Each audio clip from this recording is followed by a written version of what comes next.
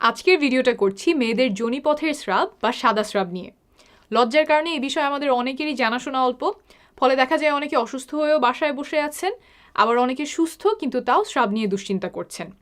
আমি একদম হাতে কলমে দেখাবো স্বাভাবিক স্রাব কত প্রকারের হতে পারে, আর তারপর দেখাবো 5 ধরনের স্রাব যেগুলো দেখা দিলে ডাক্তার দেখানো প্রয়োজন। প্রথমে দেখাচ্ছি স্বাভাবিক সাদা স্রাব কেমন দেখায়। একটু ক্যামেরাটা নিয়ে আগায় আসো, কাছে থেকে দেখালে ভালো হবে। Thank you. স্বাভাবিক সাদা স্রাব এরকম দইয়ের মতো ঘন হতে পারে, তার চেয়ে পাতলা হতে পারে, কিছুটা এরকম, একদম দুধ বা পানির মতো পাতলা হতে পারে, মিশে যাচ্ছে, আবার ডিমের সাদা অংশের মতো কিছুটা জেলির মতো এরকম হতে পারে। এরকম যখন স্রাব যায় তখন দেখতে পারেন যে অনেক সময় স্রাবটা অনেকটুকু টানলেও ভাঙে না, কিছুটা এরকম। তাহলে এখানে দেখলেন যে স্রাব কেমন ঘন হতে পারে। এখন বলি রং কেমন হতে পারে। এইখানে কি কি রং দেখলেন? 2টা রং দেখেছেন। প্রথম 3টা ছিল সাদা, আর তারপরেটা ছিল স্বচ্ছ বা কোনো রং নাই, যে ডিমের সাদা অংশের মতো। তো এই সবগুলোই হচ্ছে স্বাভাবিক রঙের স্রাব। এখন বলি দিনে কতটুকু স্রাব যাওয়া স্বাভাবিক। সেটা হলো 2 থেকে 5 মিলিলিটার বা 2 থেকে 5 ml। এর থেকে একটু অল্প বেশি হতে পারে। এটা কতখানি, অন্তর্বাস কতটুকু ভিজে, সেটা আমি এখন স্যানিটারি প্যাডে ভিজিয়ে দেখাই। এটা হচ্ছে 2 ml আর এটা হচ্ছে 5 ml। 2 ml এ হয় এতখানি, আর 5 ml এ হয়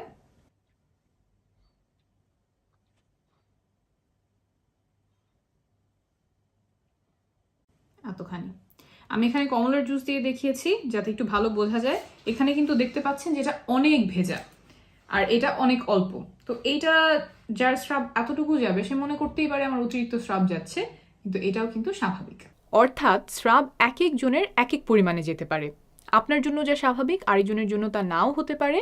আবার একই মানুষের মাসের এক এক সময় এক এক পরিমাণ স্রাব যায়। আপনার জন্য যতটুকু স্রাব স্বাভাবিক তার থেকে বেশি যাওয়া শুরু করলে সেটা কোনো রোগের লক্ষণ হতে পারে, তখন একজন চিকিৎসক দেখাবেন। অনেকে আবার প্রশ্ন করেন যে সাদা স্রাব বন্ধ করব কিভাবে। কেউ ভাবেন স্রাব যাওয়ার কারণে তার শরীর দুর্বল লাগছে, স্বাস্থ্য ভেঙে পড়ছে। এগুলো ভুল ধারণা। স্রাব শরীরের কোনো ক্ষতি করে না, বরং শরীরের জন্য উপকারী। স্রাবের 2টা উপকারের কথা বলি। 1, মাসিকের রাস্তা পরিষ্কার রাখতে সাহায্য করে। 2, মাসিকের রাস্তায় ইনফেকশন হওয়া থেকে সুরক্ষা দেয়। সাদা স্রাব বন্ধ করার কোনো প্রয়োজন নাই। স্রাব থাকাটাই স্বাভাবিক। প্রায় সব মেয়েরই স্রাব যায়। স্রাব আপনাকে দুর্বল করবে না, স্বাস্থ্যও ভাঙবে না। স্বাভাবিক স্রাব কেমন হয় সেটা দেখলাম। এখন দেখাবো এমন কিছু স্রাবের নমুনা যেগুলো স্বাভাবিক নয়, রোগের লক্ষণ। প্রথমে এখানে দেখাচ্ছি চাকা চাকা স্রাব। দেখতে সাদা কিন্তু এর মধ্যে চাকা চাকা রয়েছে। দেখতে কিছুটা দই বা পনিরের মতো। এখানে আমি কটেজ চিজ দিয়ে দেখাচ্ছি। এমন স্রাবের সাথে সাধারণত মাসিকের রাস্তায় বেশ চুলকানি হয়। প্রস্রাব করার সময়, সহবাসের সময় ব্যথা হতে পারে, জ্বালাপোড়া হতে পারে। এগুলো এক ধরনের ফাঙ্গাল ইনফেকশনের লক্ষণ। অনেকে এটা ইস্ট ইনফেকশনও বলেন। এই রোগটা কেন হয় বুঝিয়ে বলি।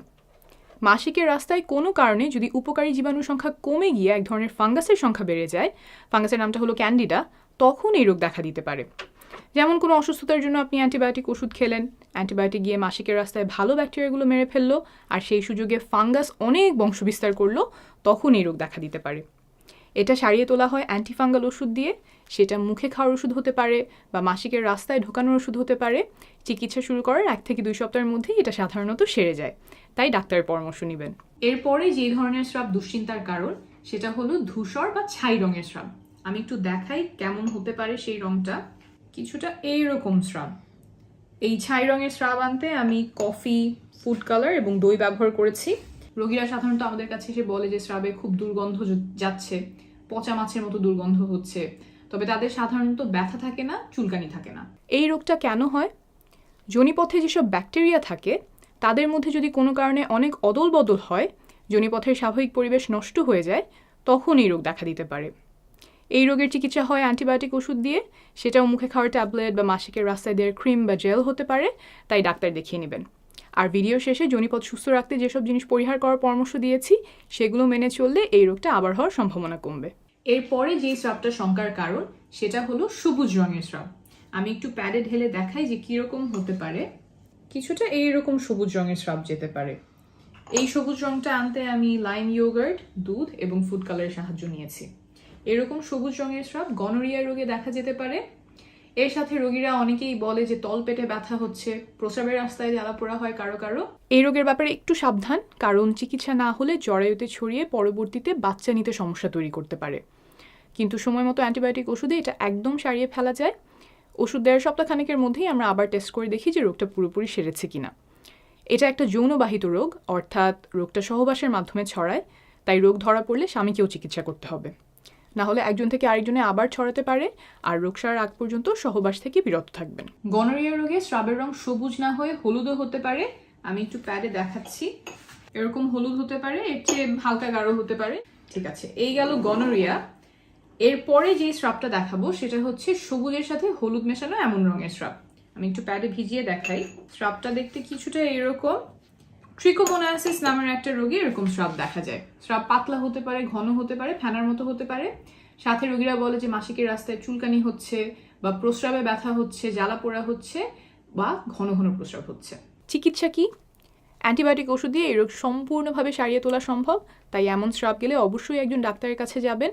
এটাও একটা যৌনবাহিত রোগ, অর্থাৎ সহবাসের মাধ্যমে ছড়ায়, তাই রোগ ধরা পড়লে আপনার স্বামীকেও চিকিৎসা করতে হবে, আর সে না ওঠা পর্যন্ত সহবাস করা থেকে বিরত থাকবেন। এরপর আসি লাল স্রাবে। এটা একটু ব্যতিক্রম। লাল স্রাব যাওয়া মানে যে শঙ্কার কারণ তা না। মাসিকের শুরুতে একটু লালচে স্রাব যেতে পারে। মাসিকের রক্ত আসা শুরু করেছে, সেটার সাথে স্রাব মিশে এমন রং হয়। মাসিকের শেষের দিকে কালচে স্রাব যেতে পারে। এমন স্রাবগুলোর আগে পরে যদি মাসিক হয়ে যায়, তখন আমরা সাধারণত এগুলোকে স্বাভাবিক ধরে নেই, ডাক্তারের কাছে যাওয়ার প্রয়োজন নাই। 3টা ক্ষেত্রে লাল স্রাব বা রক্ত আসলে চিকিৎসকের কাছে যাওয়া প্রয়োজন। এটা একটু মনোযোগ দিয়ে শুনবেন। 1. মাসিক ছাড়া যদি রক্ত যায় বা লাল স্রাব ভাঙে, স্বাভাবিক কিছু কারণে এমন হতে পারে, আবার জ্বরে মুখের ক্যান্সারের কারণেও হতে পারে, তাই এমন হলে অবশ্যই একজন গাইনোকোলজিস্ট দেখাবেন। 2. সহবাসের পরে যদি রক্তপাত হয়, সহবাসের সময় মাসিকের রাস্তায় আঘাত পেলে কিছুটা রক্তপাত হতে পারে, ইনফেকশনের কারণে এমন হতে পারে, আবার অল্প কিছু ক্ষেত্রে জরায়ু মুখের ক্যান্সার বা যোনিপথের ক্যান্সারের কারণেও হতে পারে, তাই এই ক্ষেত্রেও একজন গাইনোকোলজিস্ট দেখিয়ে নেওয়া শ্রেয়। 3. মাসিক বন্ধ হয়ে যাওয়ার পরে, সাধারণত যাদের বয়স 45-এর উপরে এবং 1 বছর ধরে মাসিক হয় না, তাদের মেনোপজ হয়ে গেছে বলেই আমরা ধরে নিই। এর পরে, অর্থাৎ মেনোপজের পরে বা মাসিক বন্ধ হয়ে যাওয়ার পরে কোনো ধরনের রক্ত যাওয়া, যদি সেটা একবারের জন্যও হয়, খুব সামান্য পরিমাণেও হয়, রক্তের মতো দেখতে নাও হয়, গোলাপি হয়, কালচে হয় বা বাদামি হয়, তাও চিকিৎসকের কাছে যাবেন, কারণ এটা জরায়ু ক্যান্সারের লক্ষণ হতে পারে। যদি ক্যান্সার হয়ে থাকে তাহলে যত দ্রুত ধরা যায় তত ভালোভাবে তার চিকিৎসা করা যায়। তবে এমন হলেই ঘাবড়ে যাবেন না। ক্যান্সার ছাড়াও আরও অন্যান্য অনেক কারণে এমন হতে পারে, যেমন জ্বরে মুখের পলিপ, কিন্তু এটা হেলাফেলা না করে একজন গাইনোকোলজিস্টের শরণাপন্ন হবেন। যারা এই ভিডিওটা দেখছেন, সম্ভব হলে আপনার চেনা জানা বয়স্ক মহিলাদেরকে আজকে এই একটা তথ্য দয়া করে জানাবেন, কারণ মাসিকের রাস্তা দিয়ে রক্তপাত হলেও অনেকে হয়তো লজ্জার কারণে বলবেন না, বা এটা যে ঝুঁকিপূর্ণ তা না জানার কারণে এড়িয়ে যাবেন। এখন বলবো যোনিপথ সুস্থ রাখার টিপস। 1. যোনিপথের ভেতরে কোনো সাবান, সুগন্ধি, ডুশ বা অন্য কিছু দিয়ে পরিষ্কার করবেন না, কারণ যোনিপথের ভেতরটা সে নিজেই পরিষ্কার রাখে। বাইরে থেকে কিচ্ছু করার দরকার নাই, কিছু করতে গেলেই বরং হিতে বিপরীত হতে পারে।